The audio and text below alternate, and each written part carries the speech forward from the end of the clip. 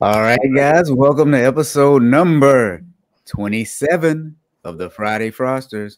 And you know what? I forgot the snappy titles for today. What's today? Oh, today is It's a Shoe-In and the Coupon Queen. And guess what? Joe is back today, you guys. I'm so happy to be back. I've missed you guys. So you got to tell us, what in the world have you been doing? It's been like a year, right? 4 weeks. I think 4 weeks. I can't even remember what happened. I think the first week I haven't had an event. And then one Friday I was on a plane. And then the next Friday I was on a cruise ship. And then this past Friday, Robert and I had an event together, but you got to go in the morning, but mine was right in the middle of the afternoon. So I missed 4, I think. So it was like planes, trains, and automobiles. It was, yeah. And trainings. Trainings and trains. No trains, but trainings, planes, and boats. There you go. There you go. And Kelly. So Kelly, what's going on today, Kelly? You got to leave early, but you're doing something exciting today. I am doing the Rocky Mountain Accounting Conference, and Joe and I did Fraud and Pop Culture yesterday. We had almost 300 people, and oh my God, the chat just blew up. It was awesome. It was so much fun. And so I'm wearing pink today because I am doing my pink color crime, and Joe's channeling pink, and I got my pink Yeti or Hydro Flask. And yeah, and today is the shoe embezzlement, which is a pink color crime. The coupon queen is not a pink color crime. So just to clarify, it's position, not gender. So like Kelly just said, pink collar crime, it's position, not gender. All right. So since it's been a while since we've been together, Dan says the A-team returns. I love it. Briefly. I know. Briefly, that's right. 10 more minutes. Bonita says, hi, y'all. And Wendy, my friend Wendy is here. Wendy says, hello, all. Heather says, it is Friday. Yes, it is. Yes. And you know what? We haven't seen Garnell in a while. And she says, hello, everyone. And Dan says, good luck, Kelly. Thomas says, I should have changed my background to pink. You know what? That would have been a really good idea. Oh. I'll have to do that next time. I'm the only one not wearing pink today. Robert, we gotta start sending you reminders. I know you're a busy guy, but I'm thinking pink. Okay, that's good. That's good. I am thinking pink. So you guys, you are on the Friday Fraudsters, the best darn live show where we talk about fraud. We are available on all of your favorite podcasting platforms, including Apple now. Yes, I've sold out to the forbidden fruit. Please forgive me, Thomas. I have sold out to the forbidden fruit. So you guys, how are you all today? Let's drop those emojis in the chat that signifies the mood that you're in right now. All right. So before we get started, there are a couple things that we want to talk about. Well, you like books? You like movies? How about both? Joe, Kelly, we just need a podcast to add to it. I don't know if there's a podcast about The Big Short. I got to look that up. Oh my gosh. I don't know either, but Kelly and I had such a successful WeWork event. Remember, we've been talking about WeWork with everybody. I don't know how long. We talked about that one for like a month, that we decided to do it again with The Big Short, because there is a book by Michael Lewis. I have it right here. And there's the movie, The Big Short. So October 19th, I'm going to find the link and drop it in the comments. We want all of you guys to be there, because it was, wasn't it? It was so much fun last time. It was great. It was great. Books are fun, but books and movies are even more fun. So you guys have to come. So here's the deal. And, oh, sorry, Robert. You know what? Sometimes we give away a book, and look at my new pink envelopes to send my books in. Oh, nice. You're awesome. All right. So this is what, 1 hour of CPE? 1 hour of CPE. Yeah. And I just put the link in the chat directly to register. Robert was there the last time. It's $20, you guys. And it's just worth $20 of fun. I think Kelly and I have a blast. So 100%. It is definitely worth $20 for 1 hour of CPE to talk about a book and a movie and fraud and ethics and all kinds of other stuff. It's ethics credit, because the title is actually The Big Short, Who Was Short on Ethics. So we get to dissect all the players during that whole mortgage crisis. And I think a lot of people have forgotten all of the things that happened. And I think it'll be a really good reminder on what happened. So, and lots of good quotes too. And I think I'll be there. I have to check the date again. I may have an event. So while we're here talking about things, don't forget to go to Amazon, pick up my book, Ask Better Questions, Get Better Answers, Perform Better Audits. It is climbing up and down the Amazon charts. You know, it kind of goes up and goes down. Every time it breaks the top 50, I'm like, yes, let's screen print this. The other thing I want you guys to do is go to awesomeauditors.club, drop in your email address. You'll receive a gift from me. Here's what we're doing. Well, we're starting an Awesome Auditors Club. What we're doing is we're going above and beyond the one-way webinar communications, and we will be communicating about auditing and what it is that we can do better, how we can help support one another in group coaching, group training, group chats. So go there, drop your email address in, and you'll get a gift from me. And then in October, we'll start having some fun together. So check this out, guys. So Bonita is in an interesting mood. I can't even dissect all the emojis. Looks like a cat and a chicken and all kinds of stuff. Is she on the farm today? Where is she today? Oh yeah, that's true. Are you on the farm today, B? I don't know. Hal says, I need my collar first. Heather says she's not wearing pink either. And Wendy says, yep, I can rock pink. Get it next time. You know, I got to find my pink shirts. I have a couple of them. And Dan is in a real cool mood today. So can I tell everybody why I'm wearing my pink shirt? Really? Not just a sport Kelly. So you guys know you helped me double my goal for the Susan G. Komen More Than Pink Walk for breast cancer, which is Sunday. And I'm really excited. It's literally one of my favorite days of the entire year. So my goal was $1,000 this year, because I know it's been hard during COVID. Last year was a little slow raising money, but you guys helped me double my goal. I'm over 2,000 now. And my team goal was 2,500 and I'm at 2,468. And so my awesome team, I know they're on it, and I just wanted to celebrate that. And I'm so excited for the walk on Sunday. So you guys can walk wherever you are virtually. If you still want to sign up, you can. I'll be in Spain. I'll be walking. Right. No, yeah, she'll be walking. I'll be walking from my bed to the refrigerator. So does that count? I suppose, but you guys, I mean, get out and walk. It's awesome. Now, Leslie says it's great to see us here, and Clarence is all smiles because we all know Clarence loves Fridays. Bonita says she's been, and it was fun talking about the last book/movie club.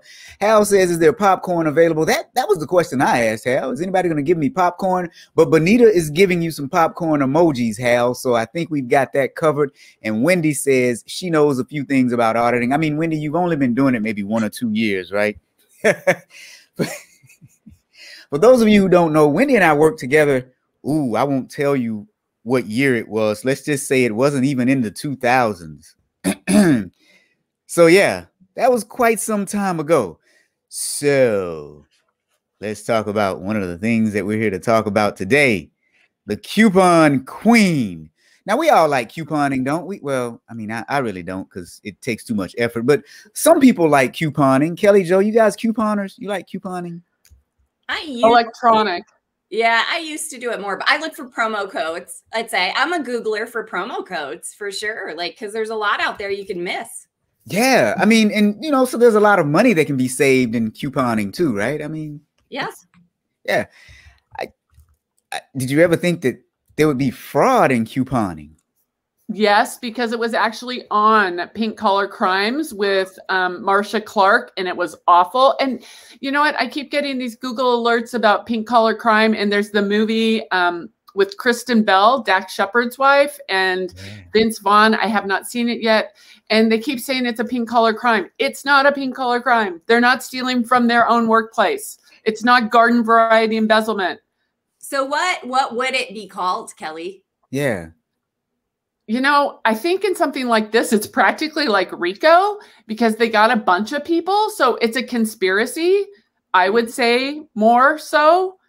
But it's just plain fraud, right? I mean, all of them are just plain fraud, I guess. But yeah, it's just fraud. Yeah. But I mean, it was on a big scale. So, but hey guys, I got to run. So good luck. I know you can keep it. See ya. See you, Kelly. Okay. So Pozo says there are a few apps for coupons. So she coupons a little bit. Wendy said she used to coupon, and Heather says she loves to coupon. So guys, this young lady, without further ado, let's talk about the coupon queen. Here's a photo of her where she was featured in the Virginia Pilot, the newspaper, in 2014, where she discussed starting and owning her own printing company from the age of 18. She had her own printing company. She put her printing skills to good use, my friends, because it is described in court papers that she possibly committed the largest counterfeit coupon scheme in history. They estimate she cost about 100 retailers and manufacturers more than $31 million in losses. She was recently sentenced in the U.S. District Court in Norfolk, Virginia, to 12 years in federal prison. Her husband was sentenced to 7 years, 3 months for his role. So here's what they're saying they did. According to prosecutors, the couple ran a fraudulent business out of their home from April 2017 to May of 2020. Now, bank records indicate that they made close to $400,000 from their scheme. Here's what she did. Operating under the moniker Master Chef, she printed coupons on high-quality glossy paper and added a corporate logo and product images to make them look real. She even included working barcodes that actually scanned as legitimate when presented at supermarkets and department stores. In most cases, she offered deals equal to or greater than the value of the item in question. So now when it was greater than the item in question, well, the shopper got the item for free, and in some instances, the store actually gave them cash back. Crazy. Really crazy. Isn't there a show on television about couponing where people they get their carts are full and they get their bill down to $2.67 or something like that? I've never seen get money back though. That's a new thing. Yeah, I think the show is called Extreme Couponing or something like that, or Extreme Shopping or something. I think there's some kind of extreme in the name. Now, Hal is saying everything is about mail or wire fraud, right? Hal has been here long enough to know. Why is it always mail or wire fraud? It doesn't say in the article. I did post the link in the comments. I was looking to see if that's what the charges were, but it doesn't say in this particular article. But you're probably right, Hal. Oh, yeah. I found the charges somewhere. I think I have it somewhere in my notes, but I think it was wire fraud or something like that. So look, here's what she did, though. She created a Facebook group for coupon enthusiasts. Then she recruited some of the members from her group to help her with her fraud scheme after she'd vetted them. How does that vetting process go for our HR people on the call? Are you okay with committing fraud? Yeah, sure. Okay. But then they use this app that's similar to WhatsApp called Telegram, where it's encrypted communications. And that's how they communicated what they were going to do. Well, that's a red flag in and of itself. The communication method. Yeah. I actually like Telegram because, again, it's kind of like WhatsApp. And I talk right now, it seems like I talk to a lot of people in India, Southeast Asia, and in the UK, and Telegram makes it real easy. But yeah, she used the Facebook group for coupon enthusiasts, and then she recruited them to help in the fraud scheme. Now, Wendy says cashiers need better training, no cash back. That right? That's what you. And on most coupons, it says that you cannot get like greater value or whatever. There's some terminology for that they use. Yep. Yeah. Dan, yep. A for creativity. This was a new one. Yep. Yeah. I've never seen this one before. Now, Heather said she could never figure out how to extreme coupon. It just looks like it takes an extreme amount of work. All right. So guys, tell me, how do you think she got caught? I want somebody to type it into the chat. How do you think she got caught with this fraud scheme? Well, can I put my guess in the chat? Put your guess. Well, you can't put your guess in the chat. You already know. There's just one word that I like. Yeah, I know, right? Okay. Well, and we're on about a 7-second delay. So Joe, what do you think about this coupon scheme? I mean, this is insane. Well, I think, as we talk about these, we always talk about the dollar amounts. So both of ours today are over $30 million crimes, right? That we're going to talk about, which, so I'm immediately going, wow, these are big ones. The fact that, she did only profit $400,000, but she's essentially a thief, right? Because she's stealing from all these retail businesses. And I think one of the main points in the article was how much retail businesses have been hurt during the pandemic. And it's just unfortunate when they're taken advantage of. So, I know we probably all have our own feelings about some of the big businesses that are doing fine. But I think that was one thing, if she was targeting smaller mom and pop, grocery stores that still exist. This was in Virginia. They're hurting already because people are doing Amazon Fresh and Walmart to go. And, so I think that to me was the sad part of this story. Yep, absolutely. So now Dan says her members coupon mules. Oh boy. Good. So Wendy asked how she made the money, the 400,000, and she actually sold essentially memberships, right, Robert, to her coupon club. So you had to pay to be a part of this, and then she would give you the coupon. So that's essentially was her income. She was making it seem like a legitimate coupon business. Yeah, but they were all fake coupons. Well, and back in the day, that's what they did when couponing first got big on the internet.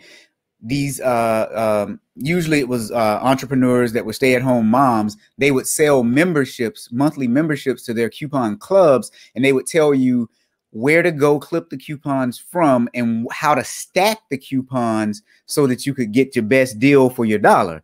And that's how people would end up coming out of stores paying next to nothing for goods and services.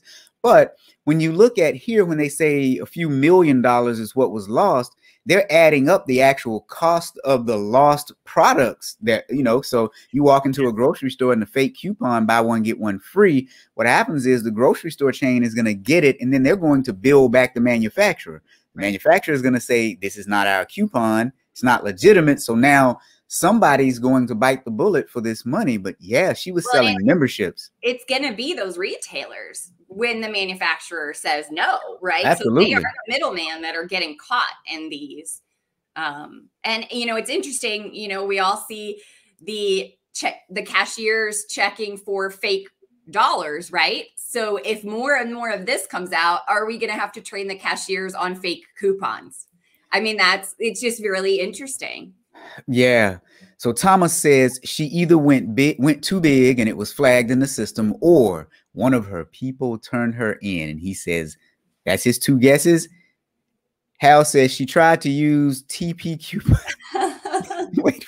Okay. See, now I've got to get this straight for our listeners, the people who don't see Hal's comment. She tried to use TP coupons during the pandemic, which was clearly bogus. And Pozo says, why didn't she just use affiliate marketing, etc.?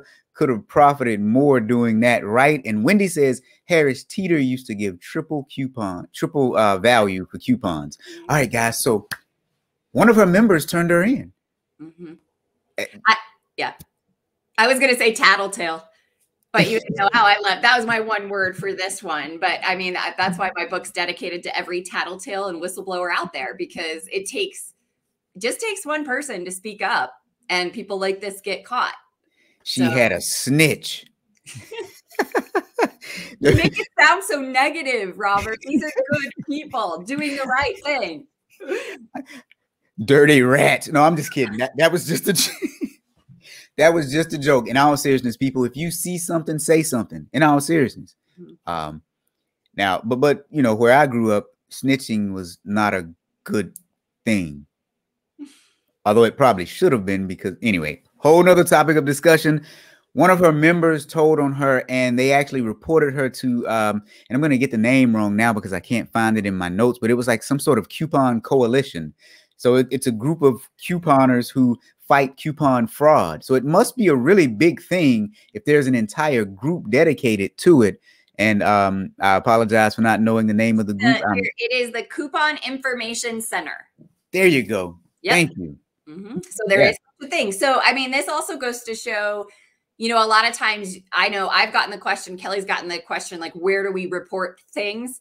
You know, it's not always like, you know, the SEC, you know, there's smaller things. I mean, obviously the Better Business Bureau, there's like ways to go, but I mean, look at this. This is a source for this particular fraud that, you know, they were able to report to. There are people out there that will listen.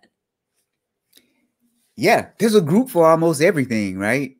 Yeah. So, but ladies and gentlemen, just when you thought it was over, there's more. But wait.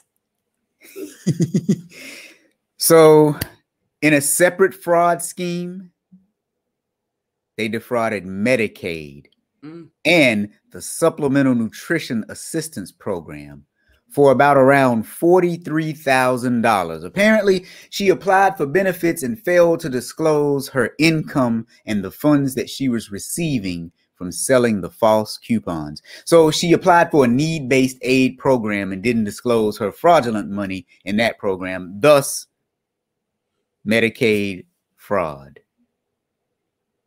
Well, and you I guess I kind of felt like this was going there, right? Like it's along the same lines of just trying to get, you know, more bang for your buck when you're talking about like checking out at a grocery store. So I wasn't really surprised on that second piece. Yeah, and neither was I. But you know what took down Al Capone, right? Tax evasion. Mm-hmm. So she did not report it. Therefore, it is fraudulent because she would not have qualified. If she had reported the fraudulent money she had gotten, she would not have qualified for the need-based Medicaid program. And of course, as Pozo said, there are legitimate coupon companies out there. Like she could have chosen to start a legitimate company, legitimately report her income. It is just really sad to me that clearly, I don't know. I wouldn't maybe go as far to say this woman was like really, really smart, like some of the fraudsters we've seen, like really smart, elaborate. However, I mean, she seems like she had obviously the social media influence. She knew how to get the followers. Like she could have done this legitimately. It's kind of sad.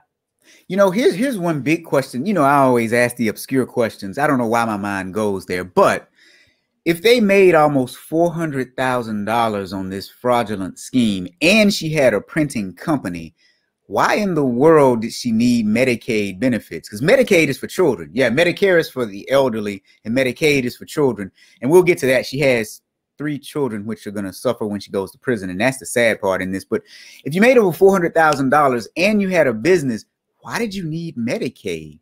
Like that, there's a huge disconnect there somewhere. Yeah. And I mean, I don't know. Did you mention their ages? So, I mean, that's what kind of bothers me, obviously they're our age, 41 and 43. I'm only 21. What do you mean? All right, fine. Well, maybe not Robert, but anyway, there's just so much more they could be doing. Anyway, and it made me laugh with the graphic you chose. It was like old people cutting the coupons, because that's what we think about. I picture my mom at the grocery store with her checkbook with the coupons in the sleeve. Yeah. But this is 41 and 43. They could have been doing something so much more legitimate. Yeah. Well, and I think that's where my mind was going. They're not that old. Mm-hmm. She has a company that she started when she was 18. And if she's been in business this long, maybe it was kind of successful. Then $400,000 there. Her husband worked. And so I think this, just to me, Robert, this is like the prime example of society today doesn't ask about, should I do this? They ask, could I do this? And that's good. She found a gap. She said, I could do this. I could print my own coupons. It's all about I could, because we've got every technology out there in the world today. But nobody, and I say this, like people personally and corporations aren't asking, should I do it? And that is one of the ethical challenges I throw out to the world. Stop asking, can you do it? Start asking, should I do it? Yeah, that's very good. So Pozo says Medicaid fraud. Did she also commit tax evasion? Sure. If she didn't report it, I'm guessing so. Pozo also says people like free health insurance. And Wendy says she wanted more free stuff. Wendy also said, why pay when you can get it for free? Yeah. And apparently Wendy's leaving us now. By all good conversation. Now, Hal, bringing up the rear, says she stumbled upon something and didn't think she'd get caught. That's probably why.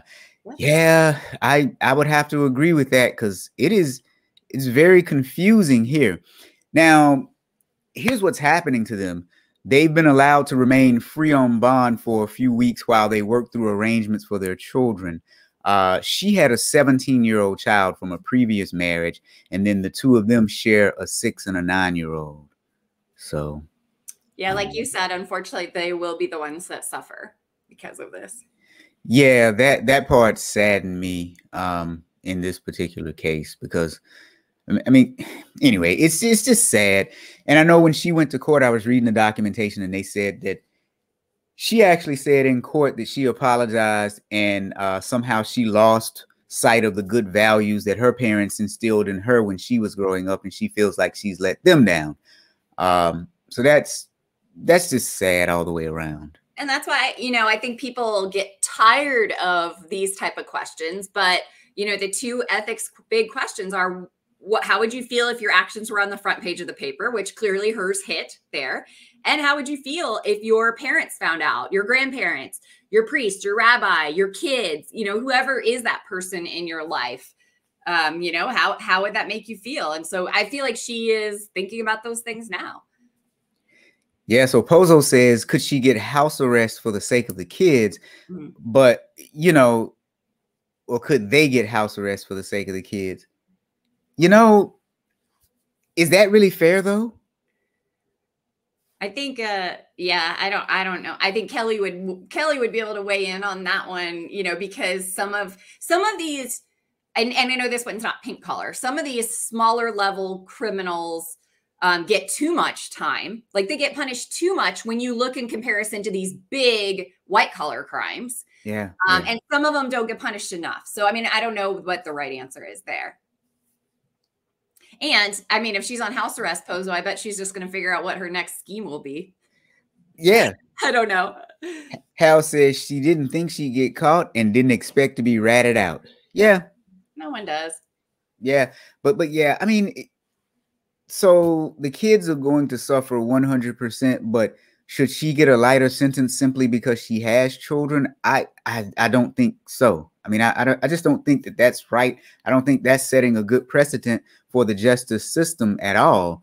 Because if that's the case, then What's going to happen to Elizabeth Holmes now? You see, I had to bring her in. Yes. You had to. You just had to. What's going to happen now that, oh, she's had the baby now, right? Yes, she's had the baby.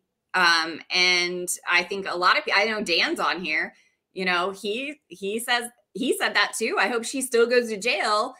You know, you can't use that baby as an excuse. You guys, have you seen all the text messages? Sorry, you brought her up, so you opened the floodgates. But her defense, I really hope that it absolutely just flops based on all of these text messages. And I know they're arguing right now about which ones to admit and which all to admit. But, you know, this whole idea of her being abused by Belwani, and then they're now revealing all their lovey-gushy text messages. It's just, anyway, I'm getting a kick out of the messages. Yes. Back and forth. And the blatancy of them acknowledging that the device doesn't work and talking about what to do about it. I mean, it's just so obvious. I really hope the court does the right thing this time.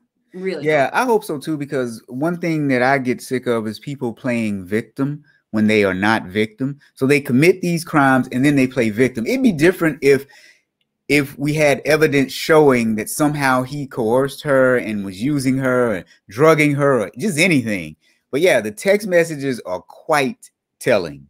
Well, I think, you know, she's going with all the employees said he was like a big bully, right? I mean, I think that was his persona at Theranos. So I feel like she is jumping on that bandwagon. But that was her persona too, though. It kind of was. Although I feel like she wanted him to be the bad guy the entire time. So it's almost like she wanted him to be the scapegoat the entire time at the organization. Don't you? Which means what?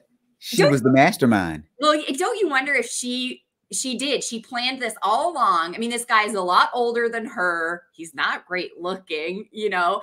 Do you think all of that was a fake too? Like, that's my question. Like, I want to know. I actually thought the same thing. So anyway, before we get down this rabbit hole, because I thought the exact same thing. Now, Hal says she was on the path to creating the Amway of couponing, and Dan says lock her up. I know. I knew Dan would say that. Yes, I'm glad he did say that. And Hal says Holmes is a lying, scheming psychopath. Yep. Yes. And Dan says her text to Sonny negates the defense. Yes, absolutely. We'll have to do something on their text when we get it all together, because, man, it was insane, or they are insane. And Diane says there must be a handbook for lawyers that guide them through all possible yes. Probably. Well, I mean, you know, she tried the belly defense, then she tried the mental insanity, and now she's trying the abuse defense. Like, she's already gone through like 3 of them already. Oh, yeah. Yeah. Well, next it'll be, wait, didn't she already try insanity? Or is that's probably next? Well, that was before this. That was what you're right. I think that's what they were saying they were going to do. And then they kind of switched to this abuse thing when it started. So maybe we go back to that. But oh my gosh, put up what Pozo just wrote. That's awesome. Fake blood and fake love. Yep. Fake blood, fake love. Yeah. I bet it was. I bet he was just manipulating him to be the scapegoat the whole time. Yes.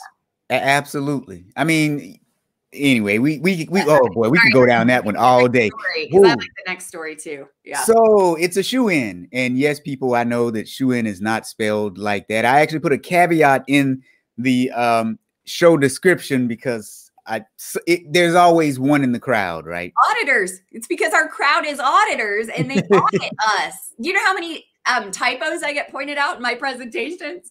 Yeah, now that I'm happy for in my presentation. I know, me too. 100%. So this one, you guys, is going to be extremely interesting because, Joe, after I sent you guys the article, I found some more stuff. Oh man. Oh, good. Yeah. So check this out. A former shoe company CFO admitted to siphoning $30 million to pay for diamonds and flights and tropical vacations and all kinds of stuff.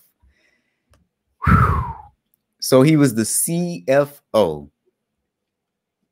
for Alden Shoe Company, and they filed a civil lawsuit against him, claiming that he spent some of the money on a woman named Bianca De La Garza, a Boston-based news TV anchor with he had a romantic relationship with, kind of, maybe, sort of. So here's what the newspaper is saying. They vacation together often, and Mr. Hire, I'm going to say that name. We'll just call him Mr. H. Mr. H purchased gifts for Miss De La Garza worth hundreds of thousands of dollars. Now, you'll find that it's actually more than that. But apparently, he transferred about half, or $15 million, of the embezzled funds to her at one point and purchased her a $1 million co-op in New York City. The scheme lasted from about 2011 to October of 2019. So that's a long time. The shoe company itself is a 137-year-old family-owned luxury men's shoemaker. Now, according to the civil lawsuit, he worked for them for 30 years. He was a trusted advisor, and a key employee. Before being terminated, he was the vice president, the corporate secretary, and a member of the board of directors and the CFO. All right, Joe, I know you got something to say about this one already. Well, what the heck? I mean, I wish Kelly was here to talk about this one, because it really is a classic, not only classic segregation of duties like we talk about, but classic, you trust the person, they've worked there forever, but 4 roles, including on the board and the CFO. And I think CFO might need to be renamed now because of what Hal just put in there. Yes, I think Hal hit it. Because I guess we've done a lot of accounting managers and whatever, but yeah, I think we should rename some of these accounting people as certified fraud officers. But yeah, it's your classic example of trust is not a control. So yeah. Yeah. I'm just still baffled how they allowed him to be vice president, CFO, corporate secretary, and a member of the board of directors. All of that just screams, what the heck, But yeah. So for those people listening, Hal just said CFO is certified fraud officer. Yes. And how uninvolved must the CEO or president be? Because if you think about it, that is the only person, I'm guessing, unless, I'm also surprised there was no underlings under him. This was obviously a big enough company that about, over an 8-year period, we've got 30 million going missing. That's over 2 million a year. I can't do math. That's 3 million, right? More than 3 million a year. I can't even. We're going to answer that in a minute in this second article I found, because I was wondering the same thing. How did no one else catch it? Yeah. How does this go uncovered? I just don't get it. I'm doing interim testing and designing for a client right now that I would be baffled in looking at their documentation how this would happen. And so it just must be blatant oversight. I don't know.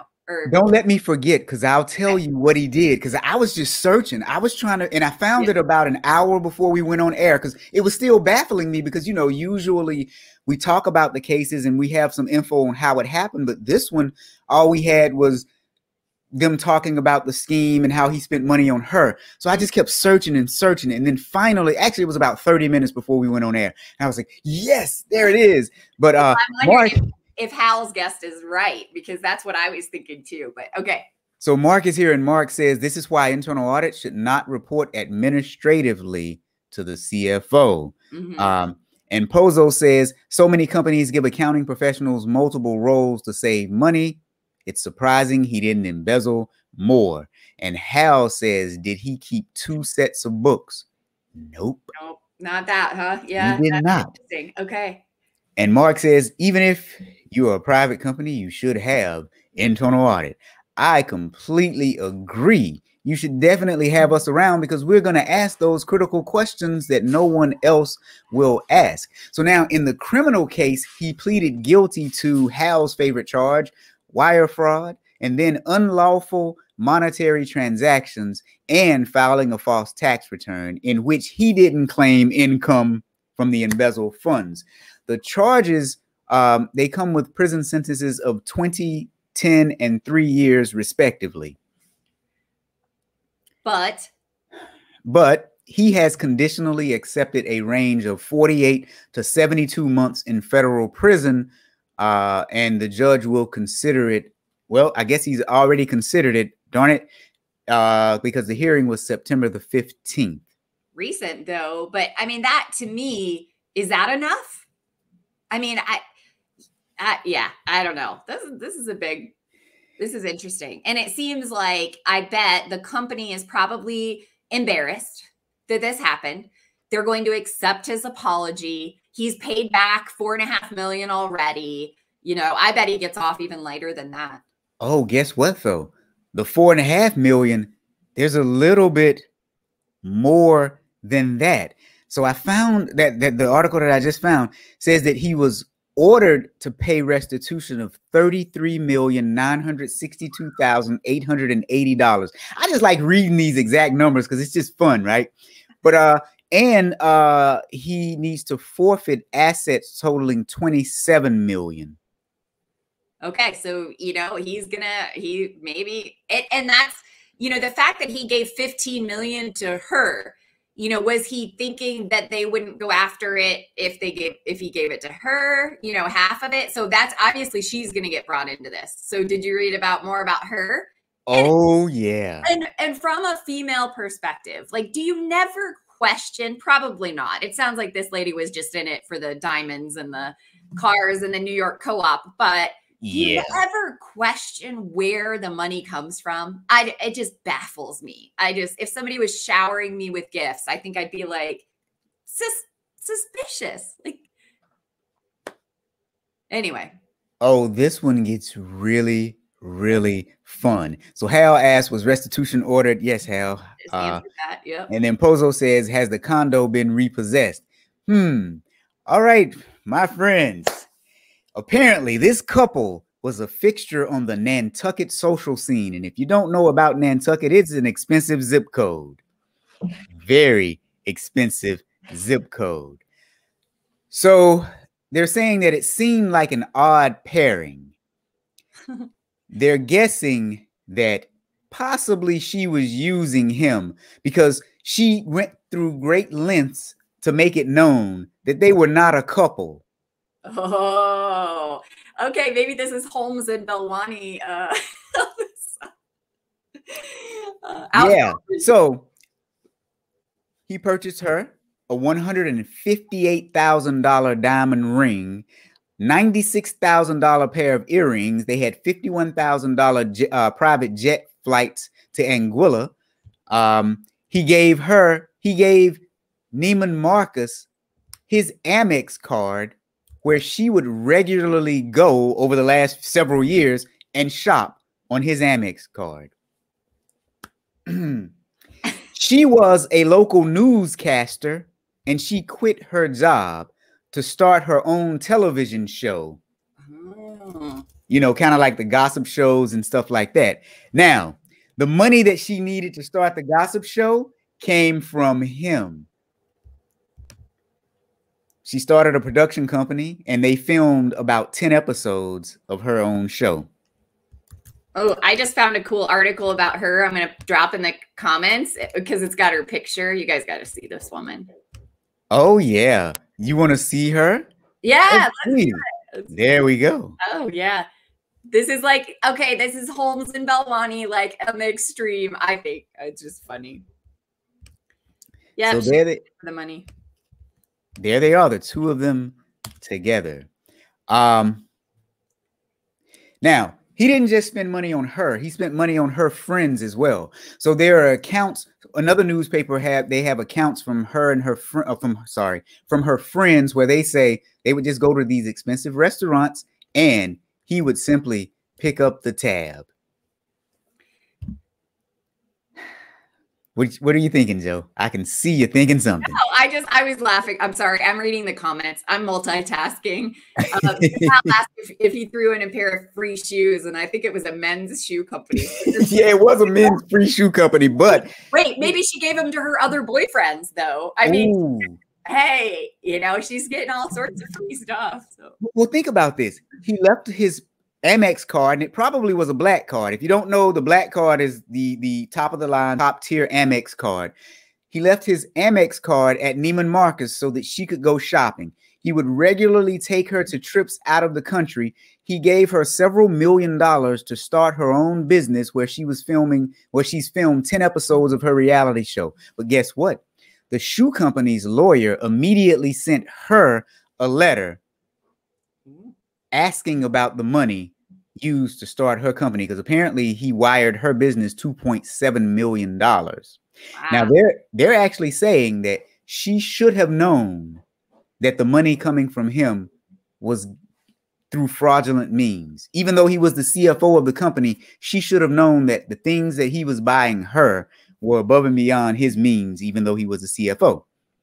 Well, this, so I know this was kind of a totally different story. You remember the McDonald's fraud, right? Have you watched that one? Oh, yeah. In that trailer, if you guys watch McMillions, if you watch the trailer, there is one gentleman in there that says, of course, if somebody hands you $1 million, of course you're going to take it unless you have to kill somebody. Like that's his only rationalization. So like it popped in my head thinking like her defense is going to be like, if somebody's offering to give me $2.7 million to start a company, of course I'm going to take it, and like, it's like this, of course I'm not going to question it. And it was amazing to me how it was so easy for him to say that it wouldn't be questioned. And there's another woman. I mean, the McDonald's one's kind of a sad story. They say, because this happened to it ruined a lot of good people's lives. There's a woman in there that says she didn't think it would come to her unless it was meant for her. I mean, these are like total rationalizations around, we don't even care what the source of the money is. Right. We just see the dollar signs. All right. So you guys, wait, before we get to this next thing, my man Juma's here. Juma says he likes the new haircut. Appreciate that, Juma. We think he looks younger. Pozo says supporting women-owned businesses with stolen money. Yeah. Well, and minority-owned businesses, right? Because she's Hispanic, right? Mm-hmm. So, oh man, it was a donation, I guess. Yeah, the Collins Street Bakery story. If you guys don't listen to the podcast Swindled, it is like my favorite, one of Kelly's favorites, I know. And they've got a great episode on the bakery, a great bakery episode altogether. But yeah. So Hal says, so that's how my Nantucket dinner was paid for. Cool. Mm-hmm. All right, you guys. So now let's talk about how he actually did it. Because when I spent time looking for it because I was a little upset. I was disappointed that I couldn't bring you guys, here's how it happened, because that's what we do here. So I found it. It's because you're a good auditor. Oh, man, this is okay. So one of the owners of the shoe company, one of the founding family, he was trying to figure out what was happening with some money, because what they did was they had a bunch of money in reserve that had just been sitting in reserve for an emergency, and it had been sitting there for years. And they were just curious as to what was happening with that money. And so they emailed and texted the CFO and asked him where the money was. And all of a sudden, he stopped showing up for work. I would too, probably. Yeah. $30 million over 8 years. Yeah. I think I'd disappear quick. He did at least assure them that the money was in the bank. But then when he stopped showing up for work, they texted him, "What's going on?" They never received a response. So confused, they drove to the local bank branch to check out the account. And that's when they learned that millions of dollars had vanished. You see, the records showed that he had taken all of the money. So now they immediately fired him, but not before he made one last transfer on October 22nd. He transferred $230,000. That very same day, he posted that pic I showed. Well, he posted a pic on Instagram of himself next to a Porsche in Europe with the quote that said, "In life, always be in the driver's seat." Oh. Then he said, "In France, be driven around the Riviera. Make an exception." Oh, man. What a big ego this guy has. But it gets better. So in the wake of this stunning discovery, they had some forensic accountants come in. And when they started unraveling what had happened, here's what they discovered. They discovered that the CFO was solely responsible for daily financial matters in the shoe company. He had access to that massive cushion, that retained earnings reserve that sat untouched for years. It amounted to millions and millions of dollars, and they said it was kind of collecting dust until he got his hands on it. Here's what happened. In 2011, he began writing checks to himself, and then he began depositing them into his own personal bank account. As a matter of fact, in 2011, he wrote himself 8 checks totaling $585,000. The next year, he wrote 17 checks totaling $1.2 million. He also transferred money from the cash reserve account, from another cash reserve account. Now in 2013, he used this method to take $1.2 million again, and then he stole $4 million in 2014. That was the same year that the girlfriend started Lucky Gal Productions, her production company, which she was doing the reality shows. So now among the transfers that year was to the Nantucket Wine and Food Festival. He donated some money to them. And let's see, I just lost my place. Oh, he wrote himself some other checks that year as well. At the end of the year, though, this is how he covered it up. At the end of the year, he would simply move money from their line of credit in the bank account to that reserve bank account before he handed the books over to the accountants. So that's how he fooled the company at the end of the year, is he used a line of credit. Now, to me, that still doesn't make sense, because that should have showed up on the books too. Yeah, and why bother when clearly you're the only one looking at the books? If you were able to do all of this, clearly nobody else is looking at a bank rec. I mean, so why bother even? That's my question. I think that the comments are awesome. You guys have obviously caught on. This guy just, typical, right? Started semi-small, if you can count $580,000 small, got away with it, realized he was going to get away with this until he got caught, and he got away with it for what, 8 or 9 years. Crazy, but clearly nobody was watching. Clearly, like Pozo said, no investment policy. The president isn't smart either. If he thought that they just needed to sit on retained earnings of over $30 million and not invest it and not so many things. Yeah. Mind blowing. So Dan says he needs a sugar mama. Juma says that's crazy. That's a massive blind eye. Yes. Now Hal says they kept millions of dollars in reserves in a bank account. Probably getting like 2% interest, if that. Maybe probably about 1/4% interest on that when they could have invested it. Dan says gotta love social media, and I'm guessing that this is Garnell saying thanks, Juma. I thought something looked different about your haircut. Oh, about my haircut. Oh, he was thanking him for asking about your haircut. Oh, gotcha. Yeah.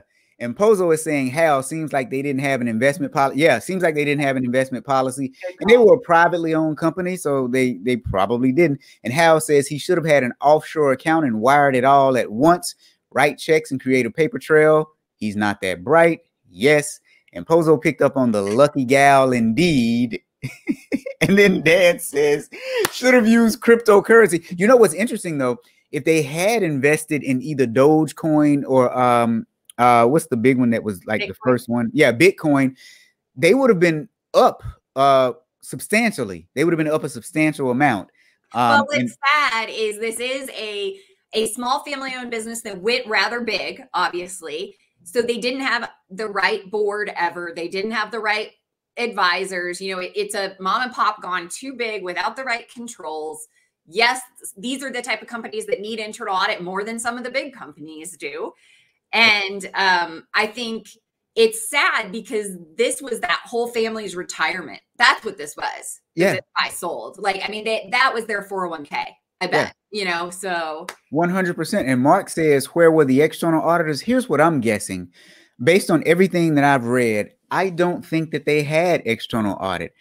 I think that the CFO prepared the financial statements, and in the board meetings, he handed them to the family, which is why he was able to cover up the loss in the reserve account with the line of credit. I'm guessing he did not include the line of credit in the financial statements and just showed the reserve account. Yeah, I mean, this is again trust. This is trust. I mean, he could have very easily just shown them whatever books he wanted to, and not even. I mean, like, yep. Yeah. Anyway, not even done that whole transferring of money thing, and yeah. Yeah. So the forensic accountants are saying that, you know, it was all there for them to see. The checks that he had written to himself from the cash reserve, the transfers into a trust account, then out again, the millions for the Amex payments, the secret line of credit. There you go, the secret line of credit, the wires to De La Garza. And then by the time it was all said and done, he had fleeced them by out of $30 million. And then the lawyers immediately sent her a letter just after she returned from screening her show at the Cannes Film Festival. And they informed her that the money funding her business had been embezzled. And then they attempted to settle the matter with her. Her lawyer responded by saying all that remained from the more than $17 million he had given her in her business was $2.7 million that he had wired to her in 2019. No, I'm sorry. All that was remaining was $81,000. Yeah, she spent that 2.7 on her business, remember? Yeah, sorry. Yeah. So she spent 17 and she spent the 2.7 on her business, and all she had left out of that was $81,000. So what do you guys think? Should she go to jail too? Like him? I mean, this is an interesting, I think that's an interesting conversation. I mean, I know we're about time up, but anyway, we could think about that. We could ask Kelly next time what she thinks. Yeah, I mean, we can go over a little bit, but yeah, you know what? In all honesty, I honestly don't think she should go to jail. She should create a documentary on this. That's what Pozo said. She probably should. Well, you know what? She should, and she should use that money to repay the shoe company. She'll write a book. She'll write a book, and yeah, she probably won't give any proceeds to the shoe company. She won't. She should. But I mean, in this particular case, it sounds like she just fleeced him out of money, and she didn't ask him to commit any crimes. And I mean, he was the CFO of a company. Yep. I would have thought that a CFO would have made a lot of money as well. So yeah, sad. I agree with Heather. She said she's sure she knew what was going on, or at least you have to at least question it in the back of your mind. Maybe not, maybe, but you're never going to admit that. So yeah, I mean, you'd have to question it. You'd have to question it, but just because, but does that make her culpable? You know, and I think that's where I struggle with it. Yeah. I don't know if you guys have ever watched Breaking Bad, which happens to be one of the greatest shows ever to be on television. You know, when Walt first started doing what he was doing, his wife had no idea. Now, when she found out, she actually joined in. So now at that point, you've crossed the line. Yeah, the car wash. Yeah, the car. Oh, God, man. You know, I haven't thought about that show in a while. That's a good one. The only reason I'm thinking about it is because it was so good last week. I actually started watching it again. Well, Kelly, you know, Kelly and I did Fraud in Pop Culture on the conference that she had to run and do her pick color on yesterday. And it was funny because we started talking about the movie The Accountant and how, you know, anyway, then Kelly brought up the fact that her kids, every time they pass like a nail salon or a car wash, they're like, money launderer, money launderer. We talked about the Ozarks too, by the way. So like, yes. So every time, you know, her kids pass a store, they think it's for money laundering. And she's like, I think I've corrupted my kids' minds. And it made everybody laugh. It was great. Oh, and let me correct myself. Mark said, were there external auditors? I think he said, where were the external auditors? But he's asking, I don't think there were any. They're not mentioned anywhere, because if there were some, at some point you would have to start suing them, because this is just. Well, typically in these stories, that's what the article headlines become. Why didn't the auditors catch this? Right. So I think we would have heard that maybe, or maybe it'll come out still. Who knows? So or now, the company would point fingers there and say, you should have caught this. Right. So the victim would point fingers. Yeah, I'm guessing that this was a highly successful shoe company. It was a family-run company. They went to the board meetings and he gave them the books. And I'm almost betting that the books were unaudited, or if they were audited, he just gave them the set of books, and they probably didn't do the due diligence to, the survey that you do to local banks to see if there are lines of credit out there in the company's name and if there are other accounts. That's your simple bank confirmation process. But they're also saying that as soon as they confronted him, he never denied that he stole the money. And as soon as his crimes were uncovered, he immediately began to return assets. And to date, he has returned over $5 million. So $5 million out of 30. I mean, that ain't bad. Yeah, it is. Let me stop joking. That's real bad. Yeah. Yeah. And I think he didn't cover it up. He didn't even try to cover anything up in this one. I think most of the cases we've talked about, they tried to hide. And maybe besides the only time you mentioned was the whole letter of credit thing, yep. But obviously blatantly didn't try to cover this up. So he had to just say, yep, I did it. Like, yeah. Anyway. Yeah. And Mark says even bad external auditors would have caught this. And Hal says, how did he have the time to do the legit part of the job with all of this going on? How now, guys, wait, what about the people under him? You mean the CFO didn't have any accounting staff? How? That's my question, is like, he wasn't even doing a legit job. Why was there no whistleblower at all that worked for him? Unless he just hid everything. Hence, I mean, from them, I don't know. It's just really confusing. Here's what I'm guessing. I'm guessing that one of the, this is going to sound horrible, but I'm guessing that one of the staff members that reported to him, he was probably having an affair with her too, and he kept her quiet. Probably gave some more money away. Who knows? Right. Bought them all off. Gave him good bonuses, probably, right? Like his Yep. staff, they were probably happily employed and looking the other way. Or maybe they didn't know. Maybe he hid it from them too. Who knows? But good. But in all seriousness, though, in today's day and age, you could run lean. You could run a lean accounting department. So he may have needed maybe 2-3 people tops, if that. Especially if you don't run one without controls or segregation. To be lean, Robert. Now, here's what happened when in court, though. They were saying that when in court, the judge asked if he understood that he was pleading what he was pleading guilty to. And he said in court, and I quote, "I took the money and gave it to another person." And then the judge clarified, otherwise known as embezzlement. And he answered, yes.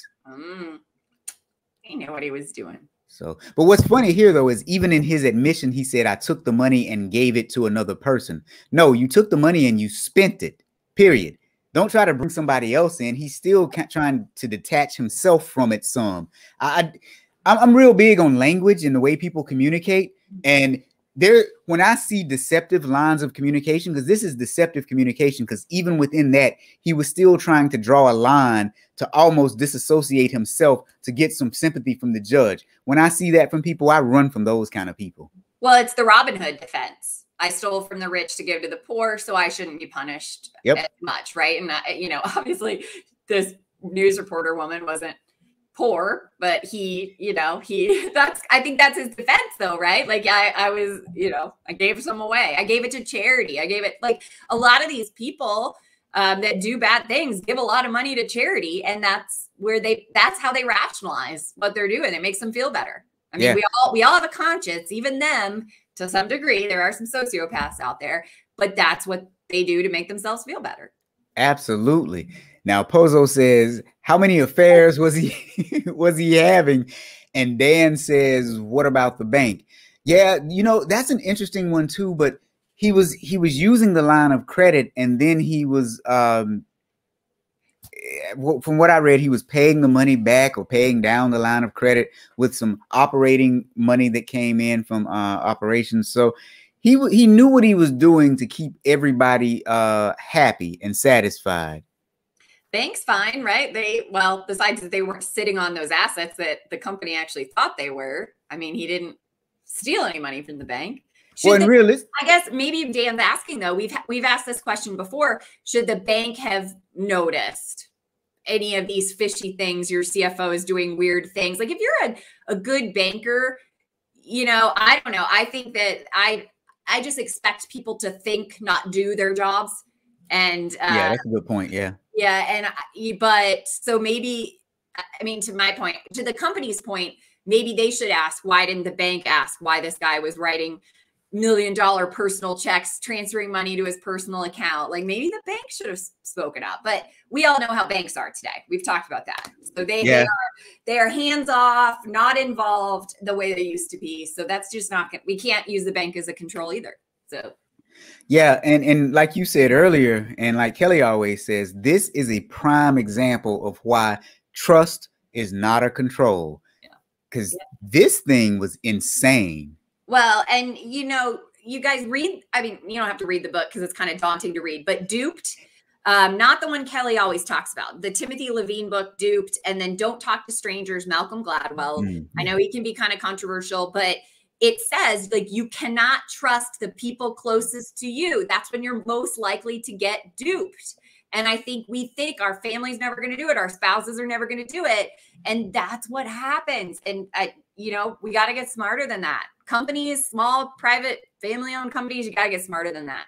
Well, and realistically, it just makes sense. If someone is going to defraud you, it's going to be the person who has access to the most information. Who has access to the most information? The people that are closest to you.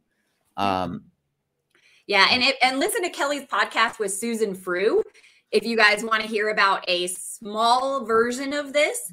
Good dear friend of mine, we're on the NSA, National Speakers Association of Colorado board together. She's actually the treasurer of our board, and she's the best person to do it. Why? Because she's been embezzled from. Her and her husband owned a plumbing company here in Colorado. They hired an admin that they trusted. It was like a family friend, for years, and she stole millions from her. Small Colorado plumbing company. Listen to Susan Frew's story on Kelly. Kelly interviewed her on her podcast recently. It's Susan's awesome, but it happens every day to people we know. It's crazy. Not just big shoe companies. Yeah. So, I mean, the fact that they were going to get embezzled, I mean, it was a shoe-in that All right, we should probably leave that at that there, Robert. Yeah, we should. All right, guys, thank you for joining us. Glad to be back. See you guys. Yes, glad to have you back. Yep, we'll have to decide if it's just me and you, the Robert and Joe show next Friday without Kelly. Kelly's leaving us for a week. Oh, that's right. Kelly won't be with us next week. So, I mean, if you want to be a guest host and you can put up with me, put in your application. In other words, message us on LinkedIn. Okay. Right. And we'll vet you better than our two examples did today. All right, guys. See you next week.